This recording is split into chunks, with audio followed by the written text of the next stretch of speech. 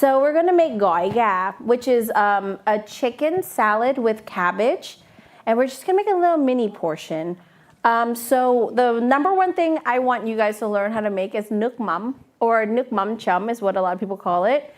I call it nước mắm because nước mắm means fish sauce. Nước mắm chấm means the dip, like a fish sauce to dip. We're gonna get you to juice some limes. Okay. So normally I would use a mortar and pestle and I would crush the chili and the garlic together with a little bit of sugar. And so my nước mắm is a little bit more concentrated. A lot of times you're using it for like a vermicelli noodle bowl. And if you've ever had like bún, like with the noodles, you have to kind of like dump the whole thing in. And so if you make it a little bit more concentrated like this, you don't have to, it seasons everything. And so as a person from Louisiana, I like things seasoned. So I don't dilute it. I do equal parts sugar, fish sauce, and lime juice with some garlic and some chili. And so we're just gonna crush this up. Look at that. With gloves, just kind of crush this up with some sugar because I like the oils from the chili and the garlic to come out, and that's why I always use a mortar and pestle, but you can use a little bit of sugar and just kind of crush it. Kind of try to make it a paste. That's a trick. I like that. Yeah, I'm like, we're gonna make this work. This was my job. Like, I would have to crush things for dinner, and so I would just sit in front of the TV, and like my grandma would give me like a wooden stick or something, and I would just like do that. And she would just put me to work. Not with a knife though. She wouldn't trust me with a knife, but she would just let me beat it. And this is going to kind of give us all the hints, like all the flavors that we want. So we have sour, sweet, salty, and umami. Should I open this? Yeah. And then this is our spice. So garlic has a spice to it. It could be kind of spicy, but we have chili too. So we have some garlic and chili. We're just gonna add a little bit of equal parts sugar. Don't be scared because it's gonna like make it taste balanced. Some fish sauce. Some lime juice. And then you can pour the fish sauce in. How much? I'll tell you when. See You're that? being a great sous chef. Thank you. That looks good. All right. And now, this is gonna be our dressing. I'm gonna taste it, but it smells, I'm like, can you smell it?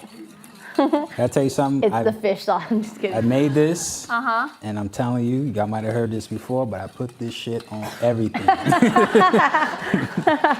Now, the thing with the Gỏi Gá is sometimes you shred it, and if the sauce is too thin, it doesn't really season the salad. And so that's why I keep the sauce very concentrated. We have some shredded chicken. You don't have to shred it. Like I just tell you to like buy a rotisserie chicken, or if you have leftover roast chicken.